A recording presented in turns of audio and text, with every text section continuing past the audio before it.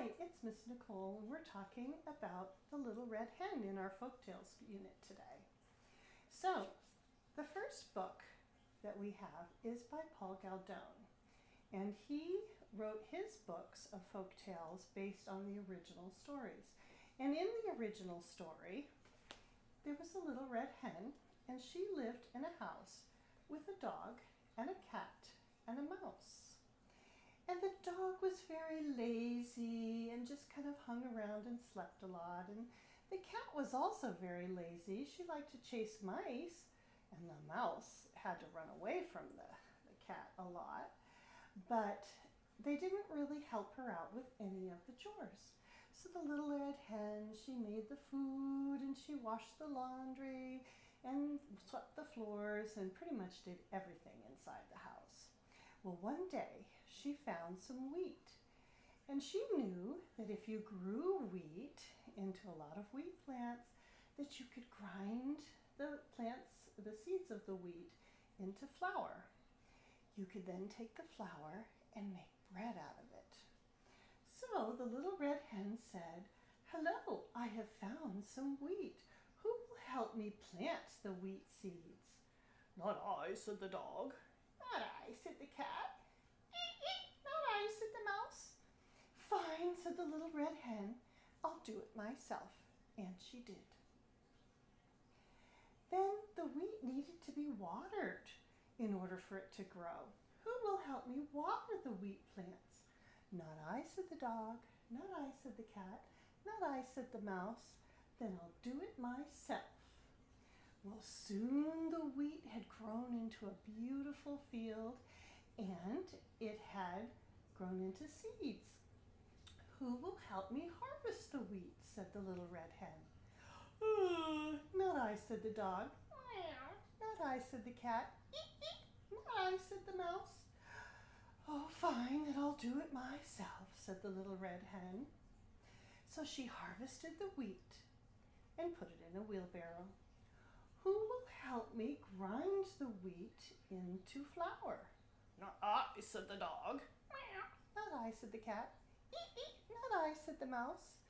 "Oh, fine, then I'll do it myself," said the little red hen. And she did. Then she said, "It's time to take the flour and some yeast and some water and a little bit of sugar, and we'll make some bread. Who wants to help me make the dough for bread?" "Not I," said the dog. "Not I," said the cat. "Not I," said the mouse. "All right, then I'll make it myself." So first she mixed the dough, then she kneaded it and let it rise, and then she punched it down and let it rise again. And then it was time to bake the dough. So she took it and put it in the oven. Well, after a while, they could smell that bread baking. "Ooh," said the little red hen. "I wonder who's going to help me eat the bread." "I will," said the dog. "I will," said the cat. "I will," said the mouse. "No, you won't," said the little red hen. "I did all the work, so I will eat it myself." And she did. Now that's the basic story of the Little Red Hen. And of course it's all about if you don't do the work, you don't get the fun results or the delicious results in this case for the original Little Red Hen. Well, there are other versions of the Little Red Hen. And Janet Stevens and Susan Stevens Crummell did a book called Cook-a-Doodle-Doo. And in this one, it's the rooster. He wants to bake something. "Who wants to help me cook something?" "Well, I've never done anything," said the dog. "Not I," said the cat. "Not I," said the goose. And away they went. "Well, it looks like I'm on my own, but we'll help you." The pig said, "I'm good at tasting." And the turtle said, "I can read recipes." And the iguana said, "I can get ingredients." They made a wonderful strawberry shortcake. And you know what's fun about this book is on the side, it tells you a little bit about how to make a shortcake.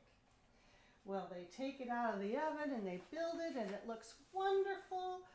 Look at that. And then, oh no, it falls on the ground. And who said they were good at tasting? The pig. And you know what he did? He ate it all. But the rooster said the good thing about cooking is once you learn how to do it, you can do it again. And they made lots and lots of shortcakes. And then in the very back of this book, they have a recipe for Great Granny's Magnificent Strawberry Shortcake. So in this case here, the Little Red Hen had some other friends other than the original ones she asked who were willing to help. And they did, and they ended up with a wonderful result to share. In Holy Squawkamole, this one is fun because it's all about wanting to make guacamole. Once again, they don't help her. Not I, not I, not I, said everyone. But she actually lets them taste it. And they say, holy squawkamole, because the guacamole is too hot. Oh my goodness. They huffed and they puffed. Holy squawkamole. It's a smoking hot guacamole. And in the end of this book, they have a guacamole recipe and they have a glossary. And it talks about different kinds of things they mention in the book and what they are and what they do. And it's a wonderful different take. So this is a book. This book is called Armadillo Eat Chili. And Miss Billy Armadillo is going to make some chili. And once again, she asks her friends to help her make the chili. And nope, they're not going to help her. They're too busy going dancing, or they're too busy watching a movie, or they want to go roller skating. So she makes the chili all by herself. Now, when it comes time to eat the chili, of course, all of them come back, just like in the original story, and she says, no, I don't think so. You were too busy to help me. But what I really like about this one is Miss Billy realizes that it's a little bit lonely not to have her friends around when she eats her chili. And her friends realized that they should have done something to help her out. So what they do in the end is they apologize. They say, I'm sorry. And they bring other things to eat with the chili. So they were all able to share a meal together and enjoyed it as friends, and they had a bigger feast. There's also another version of this story called The Little Red Hen Makes a Pizza. So she's going through all the same things, and then, do you know what happens? Who's going to help me do the dishes? Said the Little Red Hen, because she actually did share with them.